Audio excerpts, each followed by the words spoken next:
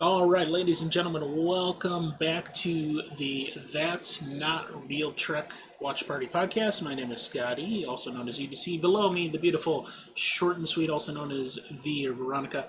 And tonight we are finishing up the first season of Discovery. The 15 episodes that comprise season one. I thought it was kind of interesting right off the bat that CBS decided on that count, and I think, if I'm not mistaken, let me see if I can look this up real quick. 14 episodes in season two. So as opposed to maybe some of the other newer TV series are out there. Like I know HBO was doing a solid 10 episodes per season, and some of these other things they're doing the shorter seasons. Certainly not what it used to be. Like 22 or 24 episode seasons. Um, but I found that interesting that maybe that had to do with like the arc of the storyline and what they wanted to fit into it, and that they just decided that was what it needed to be for this. Um, but yeah, so episode 15 of season one tonight, and that is Will You Take My Hand? And then we'll also be looking at four of the short treks, which is like little snippets that CBS and Paramount came up with that are kind of like almost like web extras. And of course, you can watch them only on Paramount Plus.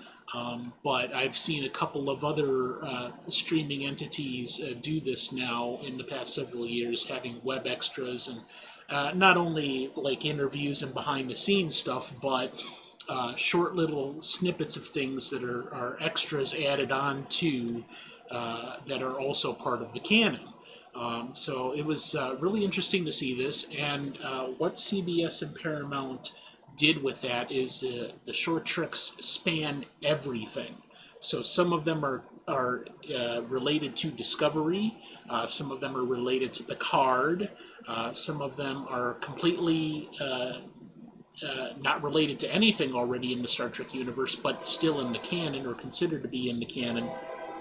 And some of them deal with other parts of the series that have already come before it, including the original series, TNG, and Voyager DS9 Enterprise.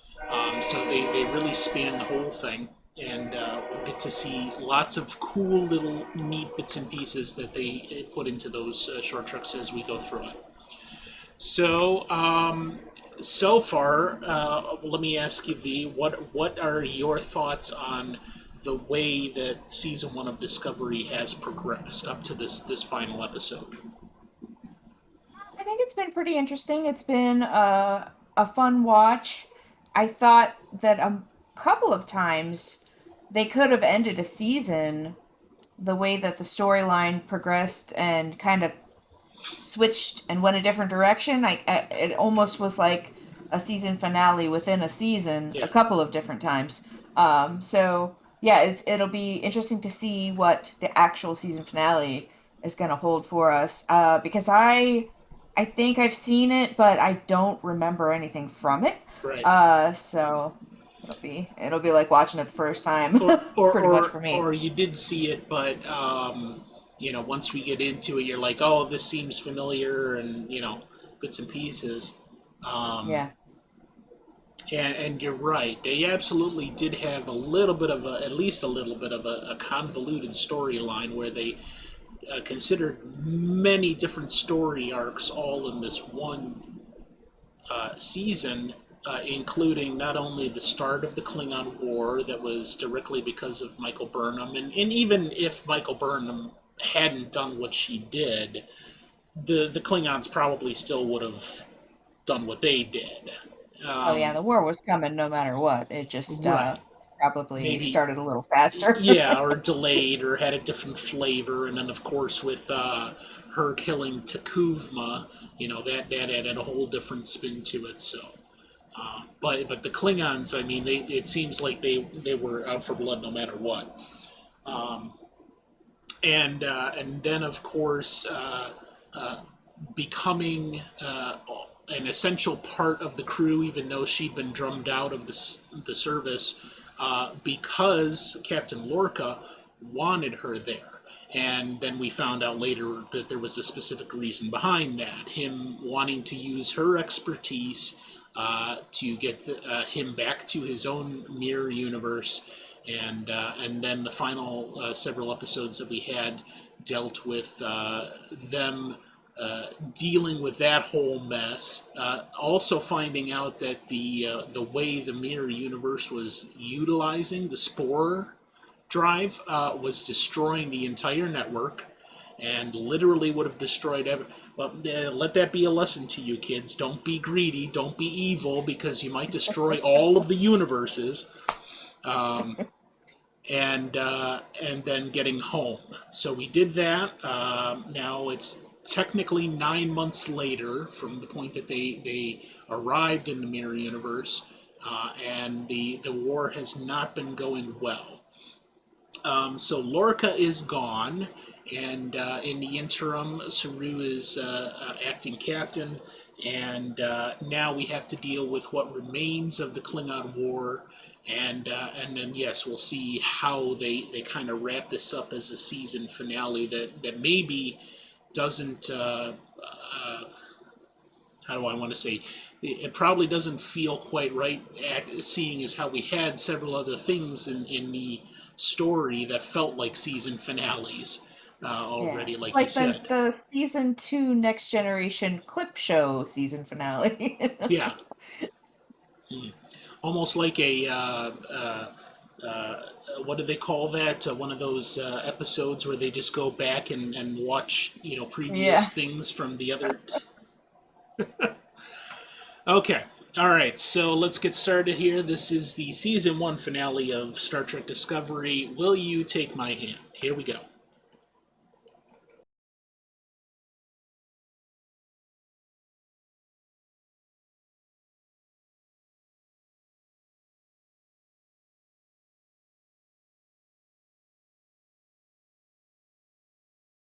Aha! So there we go. Yes, very nice touch at the end. The the Easter eggs in this one were very well done, in my opinion. Not only the showing the Enterprise at the end, which they did a little bit of redesign on it yet again, but much closer to the original. In my opinion, just kind of like a little more modern. And the other thing I wanted to mention before we get into it, did you notice or see anybody that made you think, I've seen this person before? Where have I seen them from?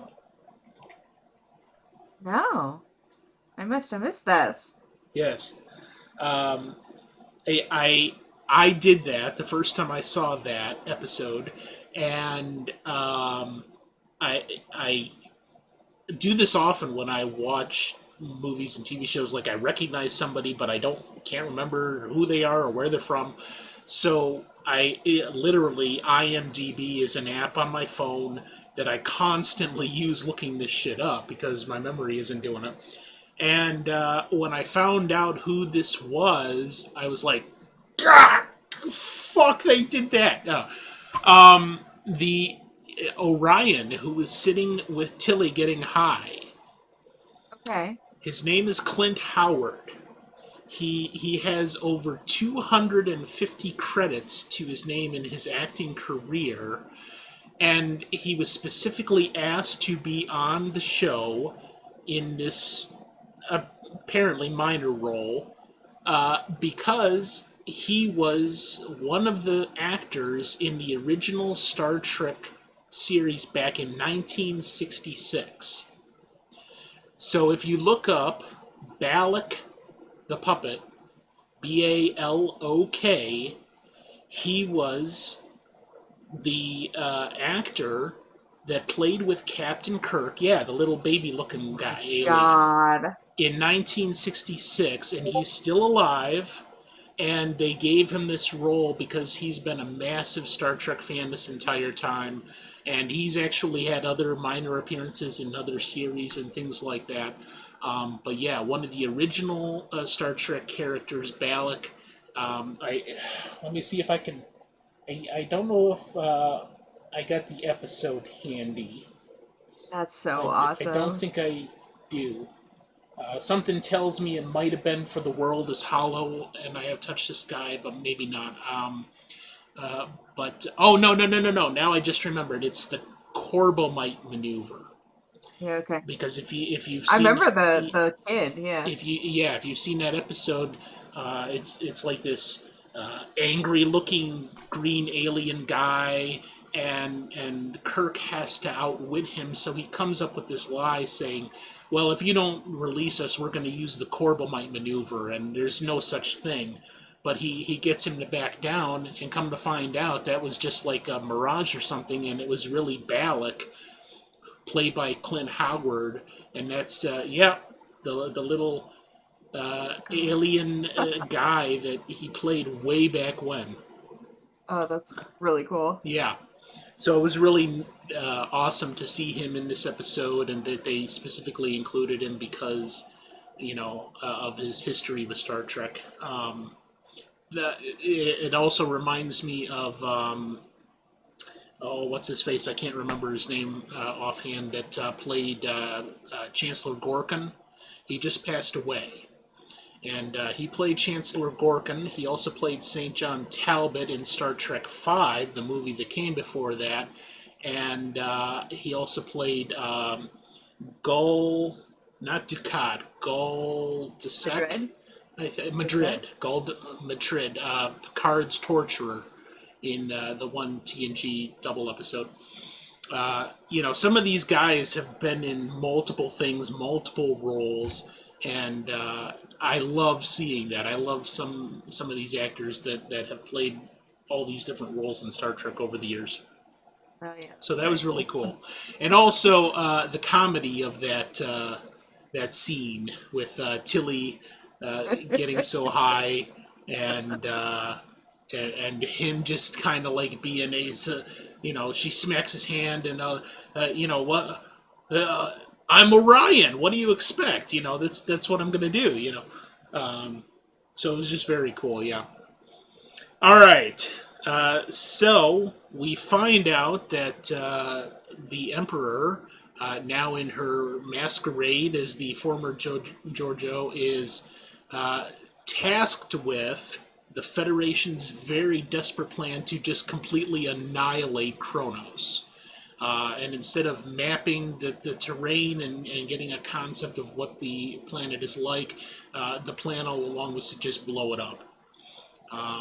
So Burnham finds this out and appeals to Cornwell, and ends up coming up with a better solution. So on that end of it, the exact end of the Klingon War, with L'Rell going in there and basically holding the 24 houses hostage, or 23 plus hers, and saying, if you do not do what I'm fucking say right now and come together as a species, I'm gonna blow this shit up. So what's your thoughts on that whole end to the war? I mean, I kind of wonder if she would have actually done it. And just the reality of like, are they actually going to listen to her? And she could be bluffing, and nobody's going to call her bluff Right. and say, "Yeah, go ahead, do it." Uh, I don't know. It was kind of a dangerous plan if she had decided to change her mind, and Yeah. not bring everybody together and go for peace. And I don't know, they took a big risk. Yeah. They not only were they trusting L'Rell with that, and appealing to her better angels of do you want this war to continue, or do you want to stop it? And that's how it turned out. She wanted to stop it, and decided to do this thing to try to bring the Klingons to heel. Um, But yeah, that seemed like a very risky method. But what other alternative did they have? Yeah, I guess They not much. they showed at the end the Klingon ships flying away from Earth. So I think part of that was they were trying at that moment to deter uh, an Earth invasion, or at least an Earth attack.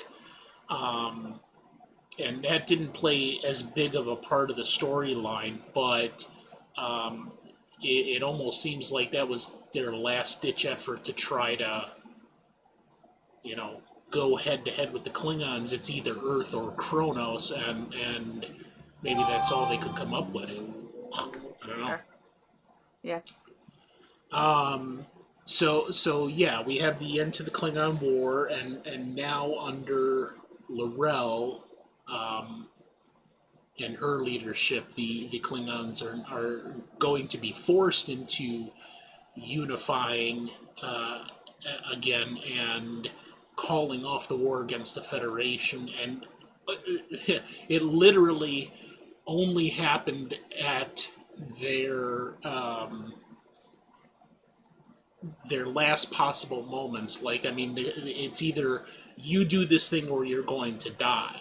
So imagine, you know, the Klingons as a species. Yeah, they're disjointed. Yeah, they have their own agendas and all this, the various houses, but it literally took holding them at the barrel of a gun, or in this case, a universally destructive bomb and damn near genocide to get them to listen and stop. I'm reminded constantly in how these series have played out just how little honor the Klingons actually have, as much as they scream and shout about it. Right. You know, is there anything else that comes to your mind about that? Well, the fact that Ash went with Laurel just kind of, he felt all along like he's just a plot device. And the fact that he is now going with Laurel at the end of this, Yeah. it just kind of solidified that in my mind. I'm like, oh, they literally just used him to like further the plot, and now he's there. He goes. Yeah, and it seems like many modern series, there's not so much cohesion between a cast of characters anymore.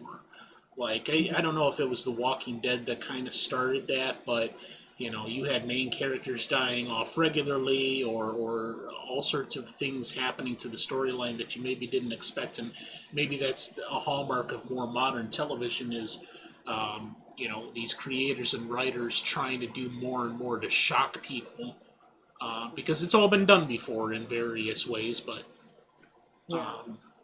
Yeah. yeah, that Game of Thrones, Walking yeah, Dead, like. and Tyler coming into it late. So he wasn't, I mean, he was there in the beginning as Vogue, but he wasn't, Tyler wasn't there. So coming in Mhm. late and yeah, being a part of the storyline. And in season two, he's still going to be a part of the storyline, but not nearly as present because they do continue now what happens with Laurel and Tyler after the unification process, because it comes into play with what Discovery is doing in season two as well, but it's more of a side story now. So he's left the main group essentially, and Mhm. he's not going to be on the day to day happenings and We everything. don't get to see Michael's anguish over Yeah, how she feels. but don't worry, we'll get Michael's anguish on a whole bunch of other shit. You know, but yeah. All right, so what do you think of the overall storyline that now has been wrapped up with the season finale? I like it. I was surprised that the Klingon War only basically is lasting a season. I Hmm. figured it was gonna go a lot longer than that, but then it kind of like leaves it open. They can, they can do whatever now. Yeah. So it's interesting. The as we stated before, we know because of the direction of the original series that the tensions are still very high. But at least there's no like open attacks and retaliation and anything like that. Um, and that's left simmering all the way for God, the next 25 to 30 years in the timeline. And there's various things that flare it up and then calm it down again. But yeah, you're right. It seems like the majority of this has been accomplished in approximately, I'd say, a year and 2 months. Of the timeline is the length of the Klingon War, which again is this and was touted by the creators of Discovery as this thing that has been mentioned multiple times in Star Trek history, but never explored until now.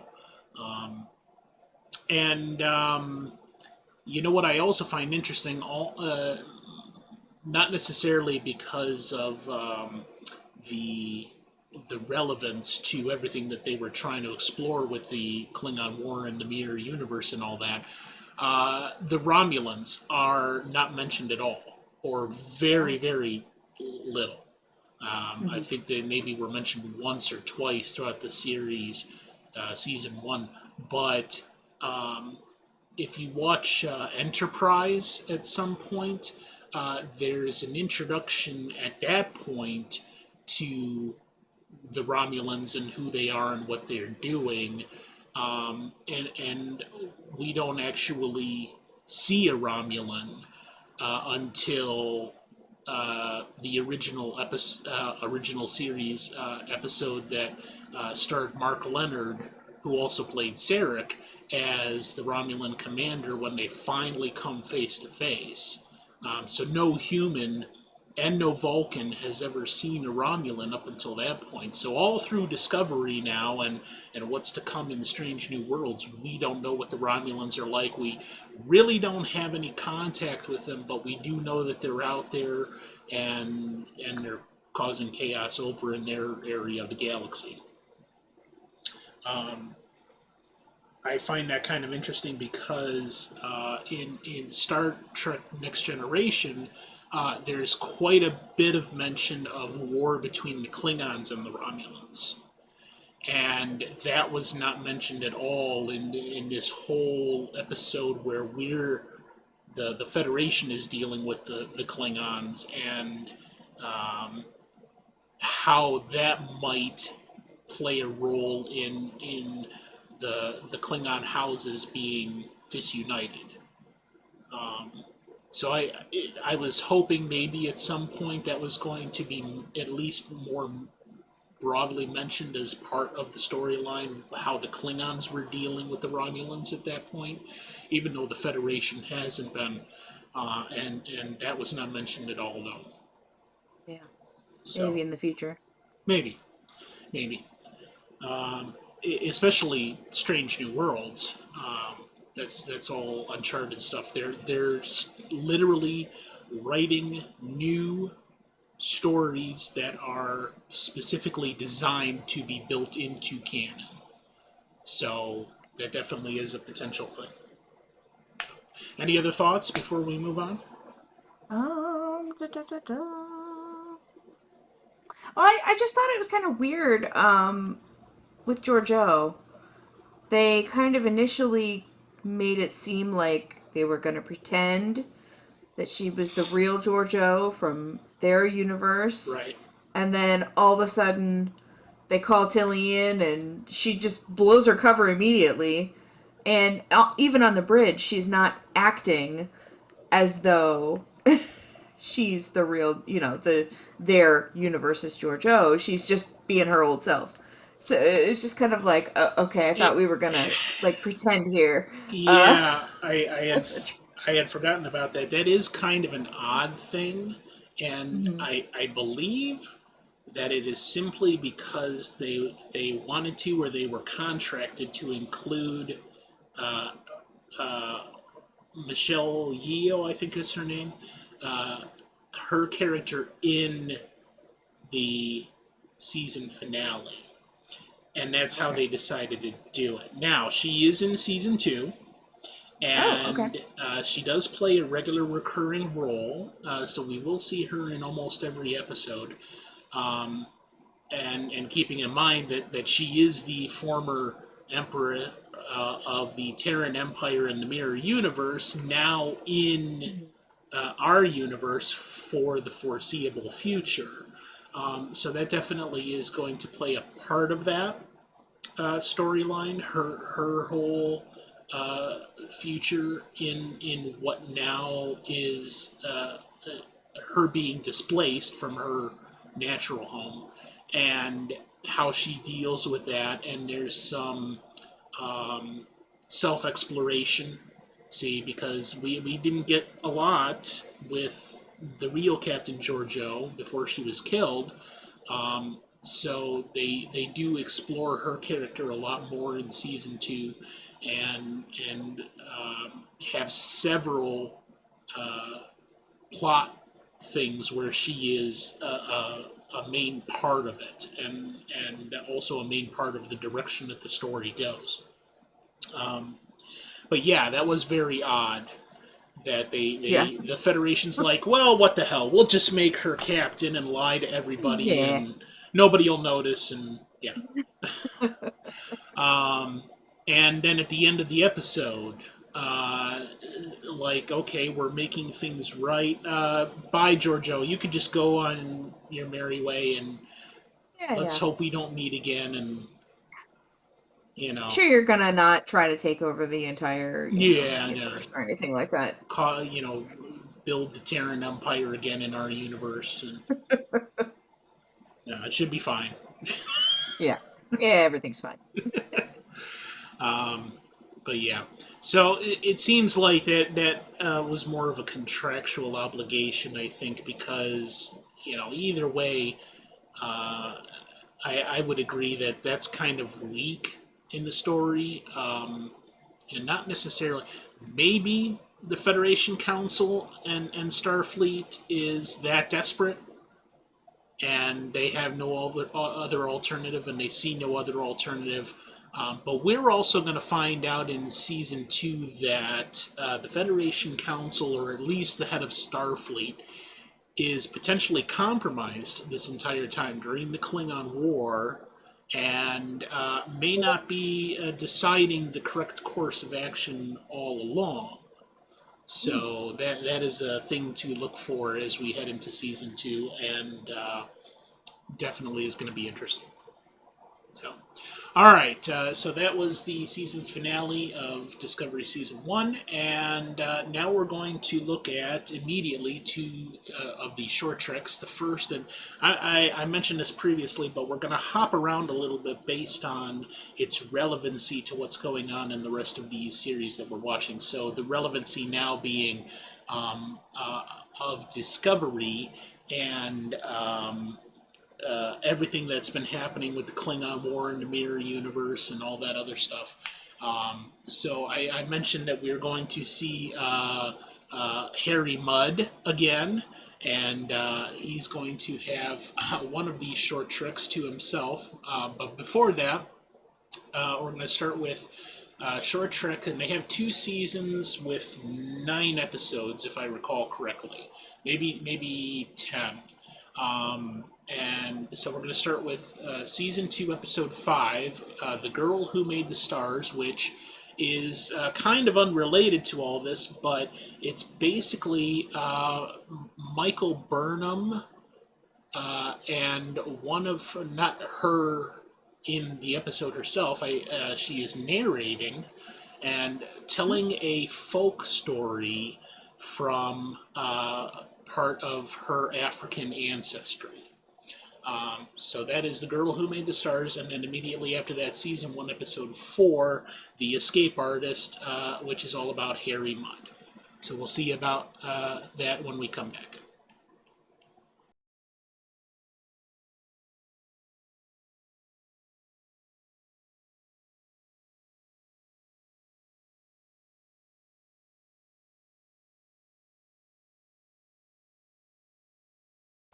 Ah, yeah. All right. So let's start with the first one. the girl who made the stars. The story, as I understand it, is actually a part of African folklore, and they decided to build that into this narrative, which was basically just Burnham's father telling her the story as a bedtime story almost. So, first of all, what did you think of that? The little blurb that was this thing that they built into the storyline. I thought it was kind of neat. I was surprised at the art style, Mhm. that it was kind of that. It's not really a cartoon. It's I don't Uh, know how you'd call it. CG, definitely Yeah. Okay. computer aided Yeah. graphics. Um, So I was surprised at that. I thought it was really neat. Like it's not sci-fi, but it's connected to the story, and it kind of adds a little bit of, I don't know, just depth. yeah, I think at some point, if they, I don't think it's been shown already, or if it has. Oh, in the flashbacks, when Burnham was a teenager in the Vulcan Science Academy, or the childhood education, she was having flashbacks to her parents on the space station during the Klingon attack. So they showed some of that, and I think we might be able to see a little bit more of that eventually. Um, but I could see that fitting in with, if they were showing other things from her childhood, um, and what that means to her character and her storyline. Um, Yeah. uh, but CG, and yeah, it was kind of like animated CG type deal, much like what Pixar does, and I thought it was great. Yeah. Really interesting. Not necessarily, obviously, anything, it's just a bedtime story, but Hmm. so's Wakanda and Right. Black Panther. Um, yeah, I thought that was kind of great that they built that in. And then Rainn Wilson showing his absolute perfect range of acting Yeah. skills with that little Harry Mudd short. What'd you think of that? Oh, that was hilarious. I thought it was absolutely amazing. Yeah, they built Love in it. quite a few little jokes with that, Oh yeah. and really, I mean, Rainn Wilson was initially known for comedy with The Office, and uh, obviously that's probably his forte. He's done some serious stuff in the past too, but even just the two episodes that he was in the season, there was a lot of comedic elements built into that, just to Yeah. describe the nature of Harry Mudd as one of the characters from the original series. Very Right. mischievous, very uh, always greedy. Charismatic. Yeah, Yeah. charismatic, always looking for the next thing to get him some money, and you know. Right. Um, so yeah, it was great, and I think they really did that little minor exploration of his character justice too. What would Harry Mudd be doing if the Federation put a bounty out on him? You know. Yeah. Very smart. Any other thoughts on those two before we hit the next ones? No, I think that pretty much that's everything I wrote down. Okay. Yeah, and all of these are just really really cute little vignettes. And another comedic episode. The next one is The Trouble with Edward. Now these are all new characters that we haven't seen before, and they're showing a Discovery era starship, and its captain. And what happens when you have an officer who is not up to par? Like, I mean, we kind of explored that a little bit with Reginald Barkley in TNG, and he also, grew as a character. So this is going to be a comedic episode at a Starfleet officer that is not really that great of a person or an officer. And then followed up with Runaway, that sets the scene for Star Trek Discovery Season 2. And part of the thing that comes into play later in the season, and it's information. So pay attention to that second one that we do here, because it's definitely going to have some relevancy to what we will see in Season 2. All right, here we go.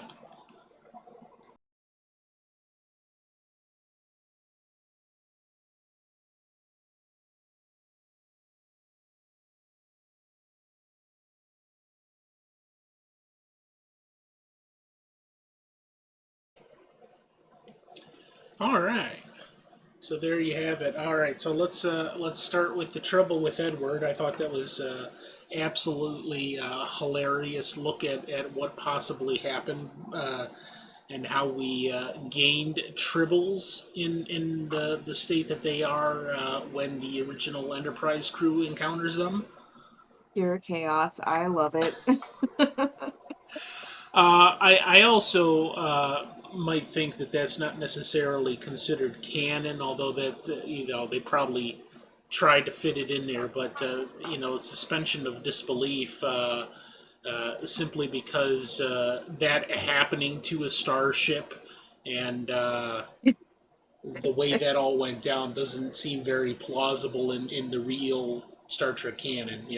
Right, and made it to the Klingon homeworld, and Yeah. Was pretty cool, though, the way they kind of nestled it in there with other things that are known about tribbles. For instance, the fact that they're born pregnant. That was a fact brought up in the original episode, Trouble with Tribbles. And the Klingons that have experience with the tribbles previously, and they hate them. They absolutely despise them. I love them. They're Yeah, so cute. so cute and deadly and eat everything, and yeah. That was probably the other part of it that was a little bit not believable as far as canon goes, is the way they were procreating. At least in the Trouble with Tribbles episode, they had to get into a type of food to be able to create the energy and matter to pop everything out there and keep on growing. But yeah, the comedic aspects of The Trouble with Tribbles back in 1966 brought to the modern day with a new storyline. I thought that was pretty ingenious and a nice exploration of that. Oh yeah, and they made him kind of like I can't remember the character's name, but the stapler guy from Office Space. He was kind of like that. Uh, It has been so long since I've seen Office Space, I don't remember anything but the scene where they're beating up the equipment in the field. yeah. I do have it on my list. I want to watch that again, but Mhm. yeah, the character of Edward is just like, Oh, it was giving me flashbacks because he kind of acts like a pharmacist I used to work with that used to drive me absolutely insane. oh So no. I was just like, oh God. And yeah, there's probably too many real people like that in real life that it's like, no, I don't want to know you. I don't want to work with you. I just like, can we put some distance between us, please? You Yeah. know. But yeah, that was pretty funny. And then at the beginning, whether or not that should be considered canon, at the beginning we saw Captain Pike, Mhm. which is who is played by Anson Mount, and up until this point we have not seen him. Now, um, the way this came out, this is season 2 of the short treks, which came out after season 2 of Discovery premiered. So, like I said, we're a little bit out of order, but that's why we hadn't seen him previously. We will see him in next week when we start Discovery Season 2.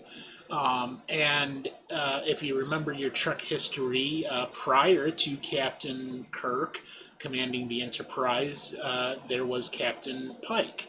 And the only reason we know that is because of the uh, uh, not series premiere, the pilot of the original series, the Menagerie, or no, what's the The name of it? Cage. The Cage, yes. And that never aired. So we're going to watch that episode a little bit further down the line where it's going to be relevant to the story.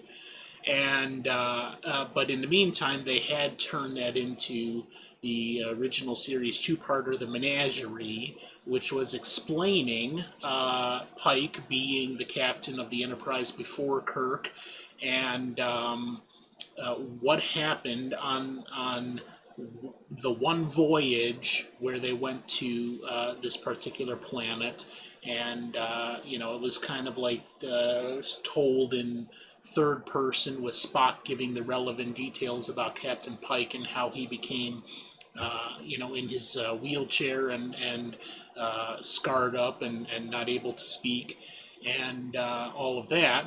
And then CBS and Paramount decided to run with that, with introducing Captain Pike here in Discovery, and even further than that, now coming out with Strange New Worlds, which is going to show the original 5-year voyage of the Enterprise under Captain Pike. And then I'm assuming anything else that they do with this period in Trek history is going to leave off with that to then end up with Captain Kirk in the second 5-year voyage of the Enterprise. So the interesting ways in which they have weaved the majority of this into existing canon, which, in my opinion, is one of the great hallmarks of new Star Trek that has been created. So we take a look at something like the J.J. Abrams movies, where he basically just created this entire alternate timeline to explore a story that had never been told, and ran with that with 2 more movies. I think one of the biggest things, and I know that for a fact, this is part of the reason why the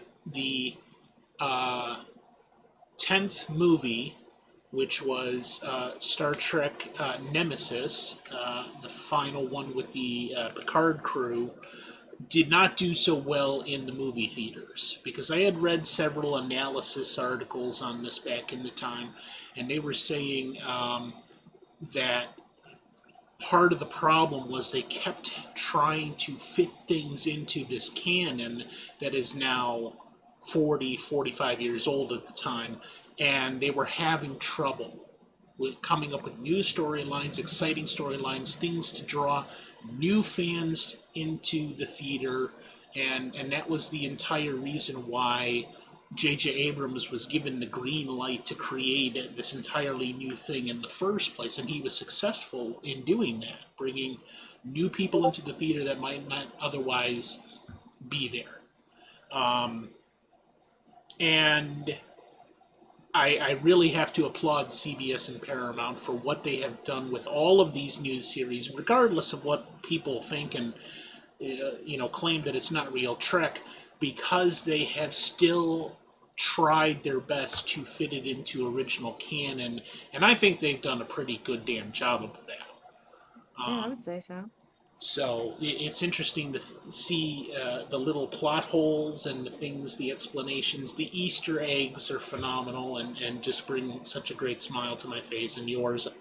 And I hope they continue with that. Mhm. So that's about it. Any other things on The Trouble with Edward before we move on to Runaway? No. Okay.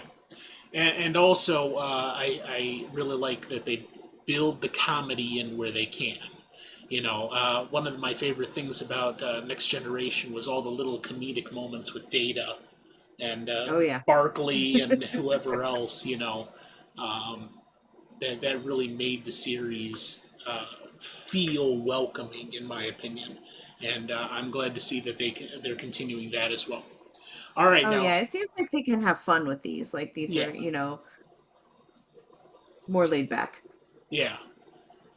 Especially since they know it being exclusive to Paramount Plus, that only the most diehard fans are going to be buying the subscription for that anyway. And maybe they'll get a few more people from anybody else that's buying it and isn't a Star Trek fan. All right, so now on Runaway. We've got Ensign Tilly coming into contact with a Zahian, and not any Zahian, the queen, or about to become the queen of Zahia, the entire planet. And this is a race that we've never encountered before. Obviously, it exists in the Star Trek universe. And more importantly, because their planet seems to have been accepted into the Federation because of its dilithium mines.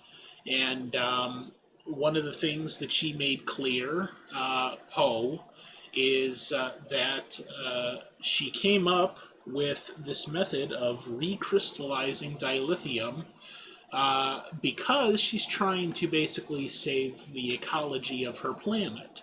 And she goes into a little bit of explanation with that. But the primary thing is, first of all, clearly, as is canon, and they are making sure that they fit that, dilithium is not able to be recrystallized at this point. And that was made clear in Star Trek IV, The Voyage Home, where Spock, who was dealing with the rusty Klingon frigate that they're on in that movie, finds a 20th century solution, and that is radiation from a nuclear submarine or aircraft carrier, the Enterprise, getting that radiation and using it to recrystallize the cracked and broken dilithium crystals in the ship so that they can get their way home. And that's the whole point, is the genius of Spock was figuring out a way to recrystallize the dilithium crystals so that they could use them again, because that hadn't been discovered yet. Okay, so that definitely pans out with what we learn in this episode, that hasn't been discovered yet. So dilithium is a finite resource that they are having to find new sources of, going to planets and mining dilithium to be able to continue using warp-capable ships. And now this genius, who's an engineer by education, and about to be the queen of her planet, has discovered a way to recrystallize dilithium, and holy shit, it's going to change the universe. Yeah. So, what are your thoughts on that whole introduction of this storyline into the canon? I thought it was kind of cool.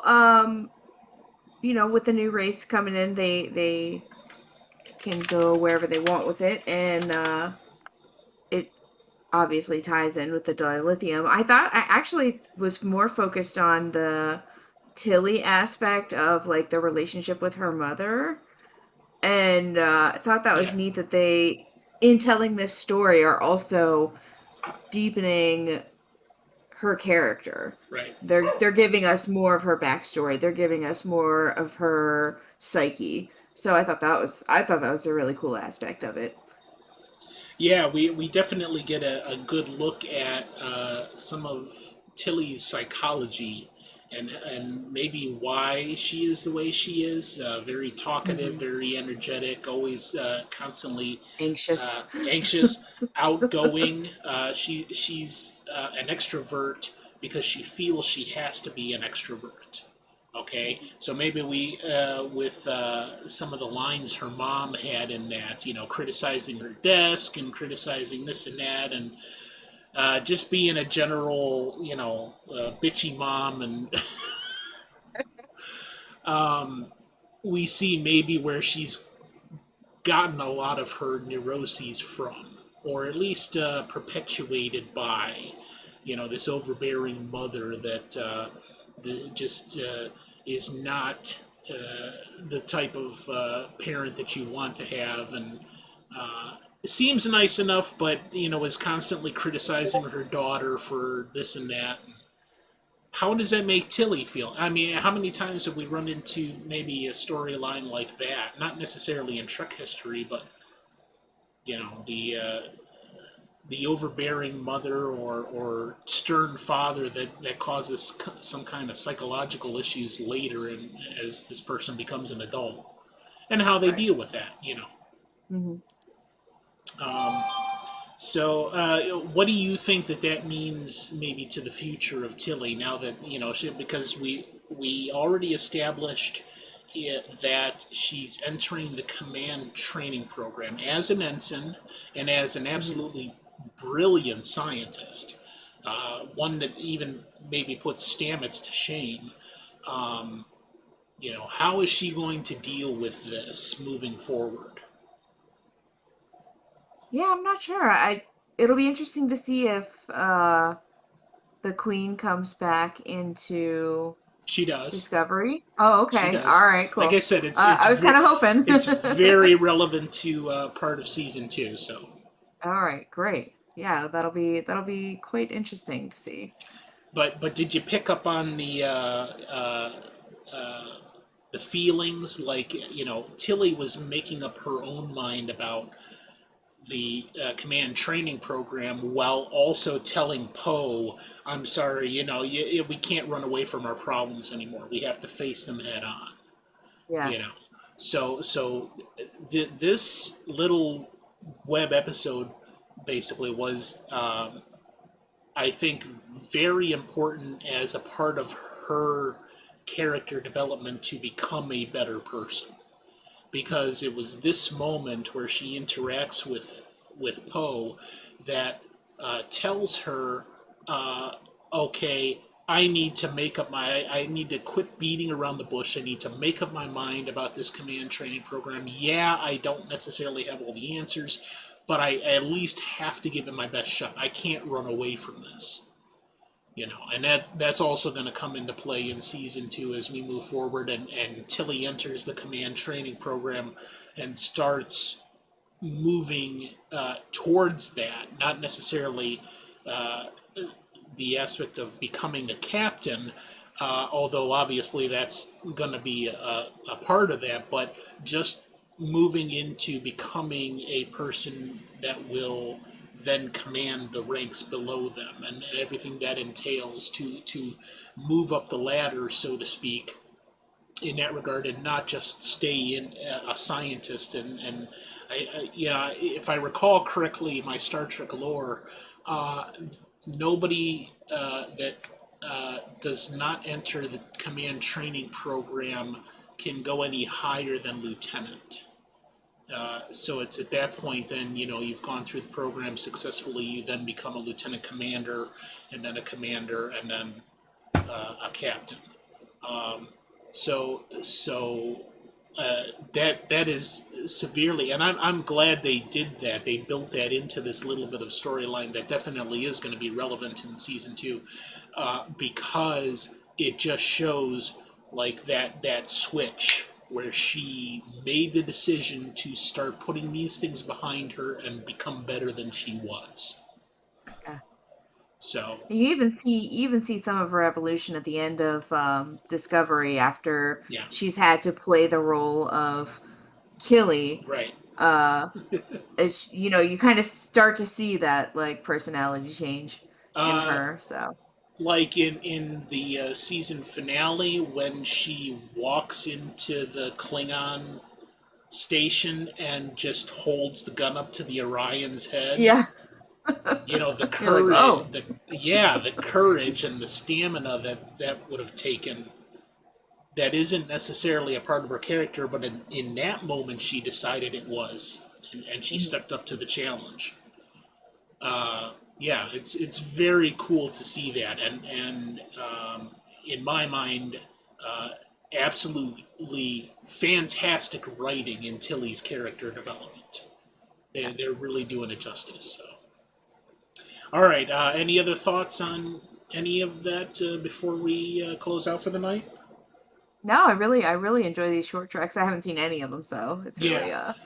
really cool. Yeah, like I said, there's I think either 9 or 11. I've got them all sorted out here, and then they have not continued that beyond that. So they came out with season one concurrent or shortly thereafter Discovery season one, and then season two just after season two of Discovery dropped, and that's it. They didn't do any further ones. But like I said, it's not only Discovery that it's dealing with. They go across and do multiple things. So I've got them strewn out according to whatever is relevant in what we're looking at. So we won't see another one here for a couple of weeks. But we will go through them all eventually according to what they are most relevant to and what we're seeing. All right. So that's pretty much it for this week.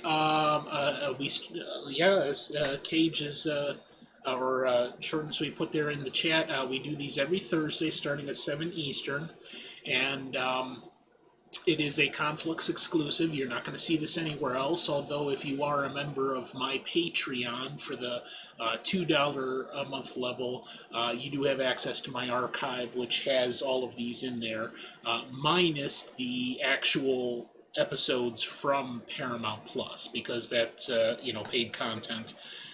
So basically what I do is I post our ramblings on there and then say, okay, pause our episode and go watch this from Paramount Plus. So if you are available, stop on by. And we do have fun with it, whether you're a Star Trek fan or not. We definitely make it fun, and would try to answer any questions if you don't know what's going on. All right, so next week it will be episode 9, and we will be looking at season 2 of Discovery, episode 1, Brother, in which Burnham is reunited with Spock. Or is she? Is she? We're definitely going to meet Captain Pike and some of Captain Pike's crew, and we're also going to get an explanation as to why at the end of Discovery Season 1, Episode 15, there was a communications blackout, essentially, between the Enterprise and Discovery. She approached and was not able to open communications. So we're going to explore that, and we're also going to explore a little bit of why we have never heard of a spore drive or any of this other bullshit that people claim is not real Trek because, well, that was not mentioned in canon previously. We do have an explanation for that, so at least we're going to get a little bit of that. And the episode 2, New Eden, we're definitely going to have a lot of interaction now between the Enterprise crew and the Discovery crew, and explore the relationship much more closely of Burnham to Spock.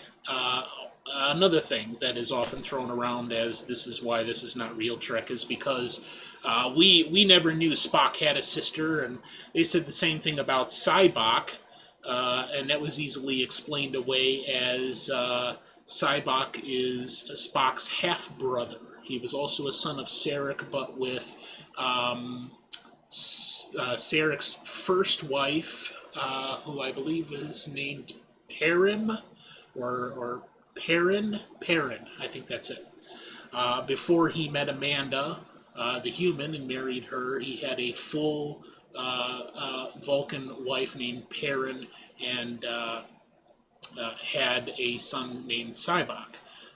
So now we have never heard about, until Discovery came along, Michael Burnham, the other sibling of Spock until now, and there's more reasons for that will be explained. They did think of this. They didn't just willy-nilly put it all together and say, hey, fuck the canon, we're just going to make up whatever shit we want.